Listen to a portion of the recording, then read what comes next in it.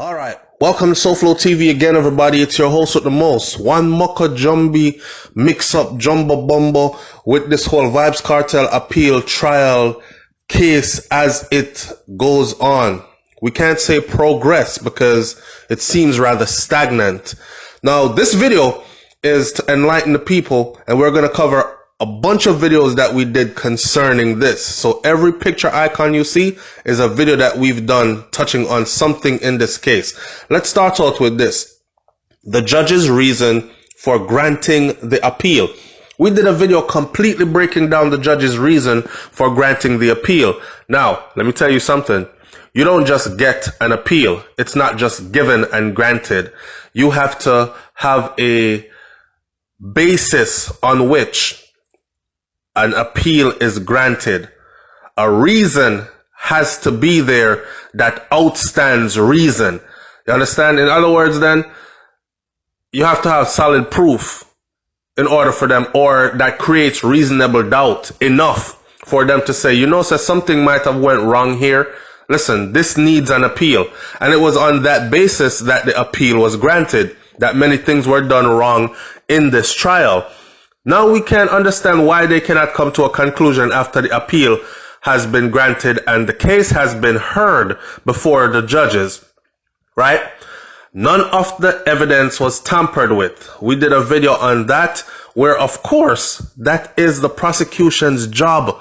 The prosecution's job is to come into the courtroom and say, none of the evidence was tampered with. Everything we used was credible. They're guilty. I don't even know why you guys are giving an appeal to them. All right, shut the case down and leave them where they're at. That's what we expected, and that is what they did, right? Then we did a video where we talked about Vybz Kartel, where he is and who wants him there. It is no secret that Vybz Kartel is the figurehead, and they took a whole crew with him. All right, other people went with him, but there are reasons why he is where he is that are beyond Clive Lizard Williams and the missing body of one person who they claim to be dead but cannot prove that is dead. Now, here we are, which the whole jury evidence, trial, bribery, they've been accusing this juror, right, of trying to bribe the jury, the rest of the jury, to come back with a not guilty verdict in the Vybz Kartel case. I said this from the beginning. We covered this twice. I said this from the beginning. This is nothing but a plot and a ploy from someone else on the outside to make this case so filled with doubt and confusion that the masses of the people will just say, oh, me can't bother. See that they're even using the jury to try to bribe the jury. Them guilty. And they did many other tactics on top of this tactic right here. Kartel had nothing to do with this guy, but they're trying to make it seem as if he was trying to buy the jury for a non-guilty verdict. Plainly said. Then, of course, was the Kahira Jones whole situation. Now, Kahira Jones is one of the guys that's incarcerated with Vybz Kartel, along with Vybz Kartel, charged and sentenced for the same crime. It was Andre St. John and Ashawn Storm and Kahira Jones and Vybz Kartel, right? I said, when they came up with these new charges at the trial for Kahira Jones, as he was waiting for the appeal verdict, I already said they're going to find him guilty, and they're going to find him guilty because it is necessary to find him guilty, because jury tampering with the juror that is now on trial, plus one of his codies goes down for murder or attempted murder, which can be proven. It's just piling more stuff on top of what already exists there, just to show you, say, his character of a person is that type. This is what they're doing. Tarnishing. Let's not forget about the whole Vanessa Bling. Vanessa Bling was one that testified that she get robbed or run down and all these other things, and the person that they are claiming is dead, she saw him after. Anyways, long story short, Vanessa Bling pretty much has to stay as far away from this as possible, because her case can be reopened at any given time. In other words, then, they have a case against her and they hold it over her head. If she says the wrong thing, they could pull her in at any given minute and prosecute her and go forth with a, okay, we're looking at prison time now and all this other stuff. So the poor girl have to just stay away and keep away herself. You know what I'm saying? Witness intimidation, that is. But it is what it is. I don't know how people don't see all these things. Now, here's another video that we did when we said, how can we ignore these facts? The fact that the police commissioner at the time, the person you see at the bottom of the screen to your left-hand side, Mr. Ellington, he was the police commissioner at the time. And then, let's not forget, this man right here, where you see Vybz Kartel right there, and the guy in the middle, and then Ninja Man. Yes, you already know who I'm talking about. So, Isaiah Lang, very much involved, and so police commissioner very much involved. In other words, then, the picture we painted, this was a concerted effort amongst a certain group of people from many different angles to make sure that whatever charges were placed on Kartel and his cohorts, that they would actually stick. But the reasons why they did it was in this video right here.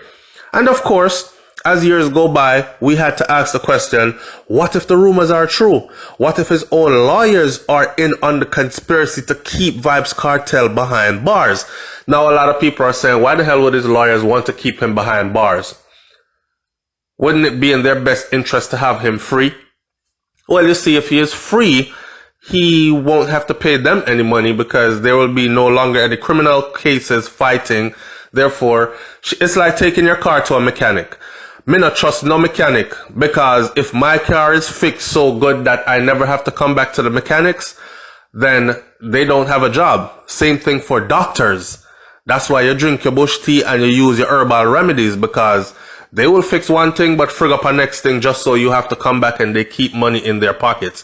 In other words, then, Kartel has resources that they're trying to drain. Even if he's going to be free, I want to be a millionaire off him before he is free. Got it? Now, I talked for a while why I stopped talking about Vybz Kartel.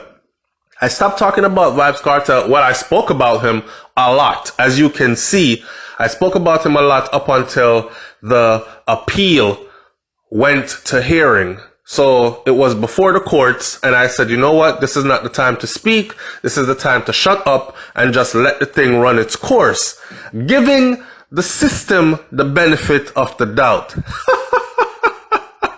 Yeah, okay. Anyways, that is the reason why I had stopped. But I did a complete video explaining why I had stopped. Sometimes you have to just go quiet and not say anything, and then see what certain people are going to do. And then if they don't do what it is that they're supposed to do in the name of real justice, then you raise your voice and your platform and you say what it is that needs to be said. And that was all the case was with that.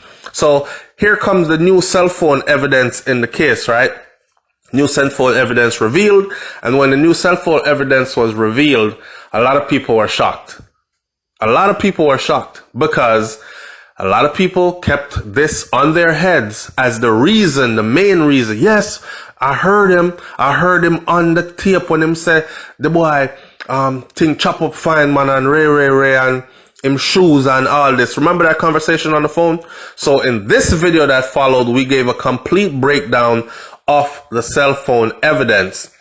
Long story short, the cell phone evidence in the appeal trial was proven through metadata that it was actually recorded around 6 weeks before the so-called day or week or time frame in which the prosecution says that the so-called victim, Lizard, went missing. Now, how could I have made a cell phone call talking about you going missing 6 weeks before you went missing, that you are missing and you're gone already. Either Kartel was a prophet or he was operating in a future past tense, right? A lot of people are still ignoring that. Now, the one done Reign Supreme video that we did, that was to talk about who was top of the top at that time of the year of 2018. And as of 2018, we're now in 2019, heading into 2020, and Vybz Kartel still remains at the top of the genre of dancehall music. Matter of fact, he is the one at the top still. So, concerted efforts were made to silence this voice. Concerted efforts were made to dim this man's, what you call it now? You tell your children to grow up with a whole heap of confidence, right?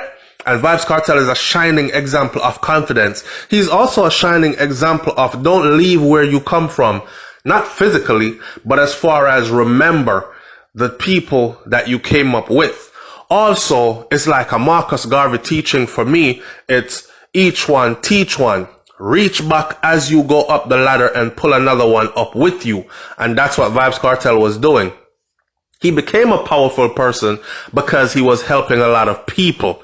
Okay? It is the people that has made him powerful, and they made him powerful because of the good that he did for a lot of people. So when time they try to silence this voice now, people are saying, man, dancehall music is still behind bars. And honestly, I myself still feel like dancehall music is still behind bars because, yes, there are artists out here doing their thing, and dancehall will go on after all of us are gone. And it was here before all of us, or a lot of us, came to earth. It was certainly here before I came to earth, and it'll be here after I'm gone.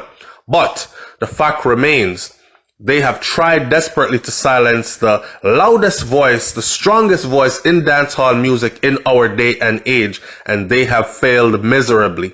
That is the truth behind that. The debate still remains. Is dancehall music locked up? Leave your comments in the comment section below. Story come to bump. In this video, we talked about the same police commissioner who claimed that Vybz Kartel was the leader of a gang that was responsible for over 100 murders across the island. Can you imagine the police commissioner getting on television and calling your name and saying that you are the leader of a gang that is responsible for over 100 murders across the island? This is right after a botched up trial where you have been wrongly convicted, and now you're trying to fight on appeal, and this is what this guy says. And then his character gets questioned. People don't even know that this man's US visa was revoked. He can't even come to the United States of America, but you're police commissioner in Jamaica because they know of your crime connections.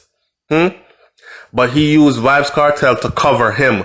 That's what they always do. Scapegoat dancehall artists when they are corrupted themselves. Now, let's talk about this house. We did an extensive video on the house, and just like the phone call was proven or disproven by metadata to be not credible evidence because it was done 6 weeks prior, before anything that they said happened to Lizard actually happened to Lizard or whatever. By the way, only them know say Lizard dead. Nobody else don't know say Lizard dead. And the burden of proof is supposed to be on the prosecution. So if they come into court and say Lizard is dead and he was murdered by chop up and stab up and bun up, they're supposed to prove that he was dead by what they claim. Otherwise, anybody can grab anybody and say, you're guilty of killing Tom Jones, and you chop off him head. Well, hell, we're in the court of law. Prove it. How? When? Where? You understand? That was never done in this Vybz Kartel case. Not a shred of evidence. Now let's talk about the house. That house. The way the prosecution said that this man was killed, right?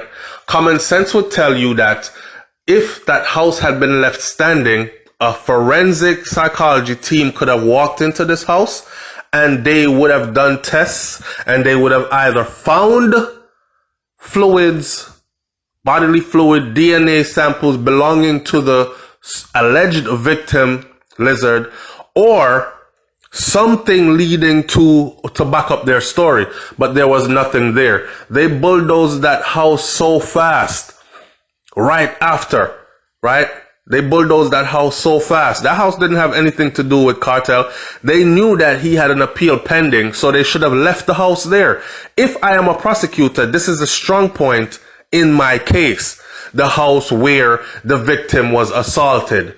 I would not have that. I would go through lengths with the government to have that house standing there and protected under surveillance, whether by CCTV or security underground surveillance, until after this appeal, until after a trained forensic team, independent forensic team, even one from outside the country, has come in on my behalf and went through this house thoroughly. None of that was done.